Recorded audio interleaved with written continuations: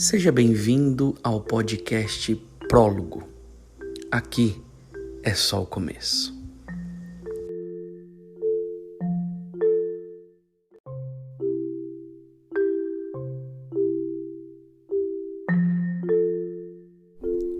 O texto de hoje está em Filipenses capítulo 2, do verso 5 ao verso 6, que diz assim: Seja a atitude de vocês a mesma de Cristo, que embora sendo Deus, não considerou que o ser igual a Deus era algo a que devia apegar-se. Às vezes, quando eu estou sentado em silêncio, minha esposa sorri e me diz o que estou pensando.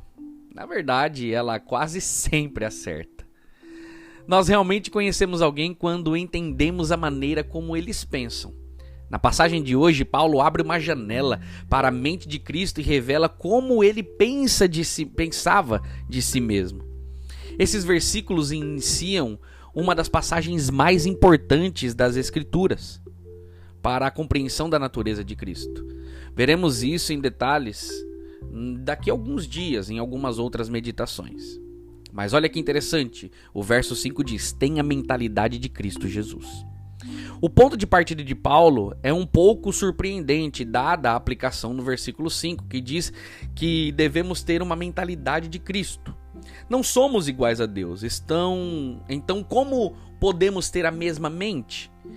Mas o ponto de Paulo é simples: embora Jesus não tenha deixado de ser divino quando assumiu a natureza humana, ele deixou de lado as vantagens que vinham com todo o status divino. O texto grego diz que ele não via a igualdade com Deus como algo a ser apreendido ou explorado. Em outras palavras, Jesus não se apegou a seus direitos e prerrogativas, mesmo sendo divino e humano. Aqueles que compartilham dessa maneira de pensar não compreendem, não aprendem poder ou prestígio. Eles não exigem que os outros reconheçam sua posição, mas estão mais interessados em servir. Então vamos lá de novo. Aqueles que compartilham dessa mesma maneira de pensar não aprendem poder ou prestígio. Eles não exigem que os outros reconheçam sua posição, mas estão mais interessados em servir. Olha como isso é interessante. Não se pode deixar de ver uma diferença chocante entre a mentalidade de Cristo e a mentalidade dos líderes que exploram as igrejas que deveriam servir. Eles sentem que a igreja lhes deve privilégios especiais e benefícios extras. Eles se enriquecem às custas das igrejas. Eles são arrogantes e egoístas, tratando os recursos da igreja como se fossem sua propriedade pessoal e seus membros seus próprios servos. Os líderes não são os únicos que precisam ter a mentalidade de Cristo. Existe algo que eu e você precisa para liberar seu controle hoje? Você exige que as pessoas observem e lhes deem seus direitos? Essa é uma pergunta chave, porque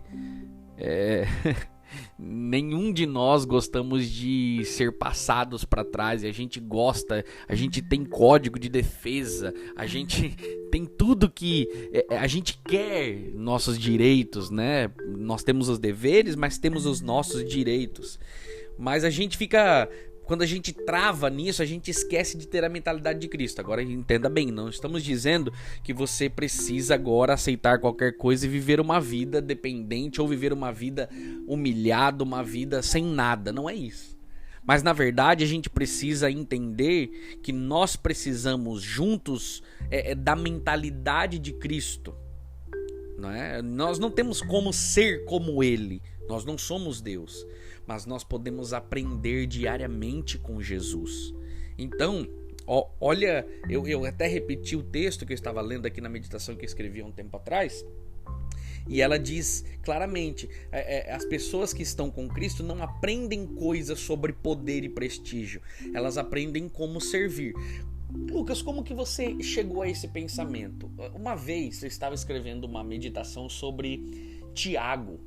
Eu até vou gravar ela daqui a um tempo. Tenho muitas, já escrevi muitas e estou ainda com tempo lapidando cada uma delas, diagramando, fazendo apostilas, enfim, para que tenha impresso também, mando num grupo exclusivo que eu tenho. Então, quando eu falo sobre Tiago ele vai escrever ali e ele diz assim: olha, Sou servo de Cristo. A palavra ali é doulos, né? Doulos, do grego, que pode ser traduzida também como escravo.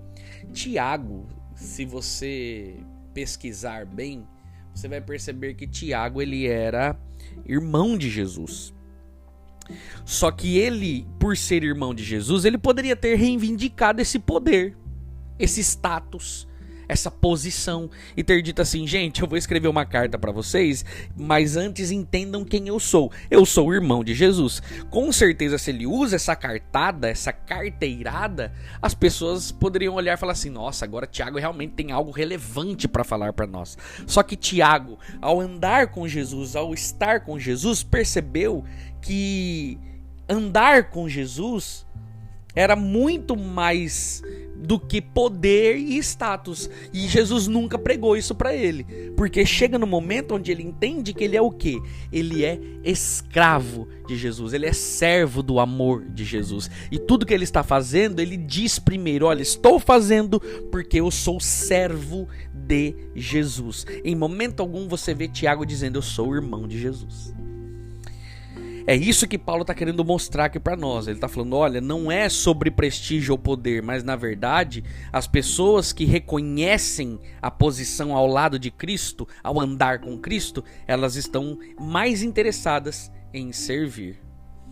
Que isso possa... E você percebe que Tiago vai seguindo Filipenses, aqui Paulo vai seguindo uma linha de raciocínio. Na lição passada a gente viu sobre o amor ao próximo, né? Sobre se dedicar ao próximo, não ter as coisas por vaidade, por egoísmo, mas não, sempre olhar para o próximo. E aqui ele está dizendo que nós precisamos servir o próximo. Servir, que possamos entender isso cada dia mais. Essa é uma oração que eu faço para mim e por você. Querido Pai, nos dê o privilégio de servir, Senhor.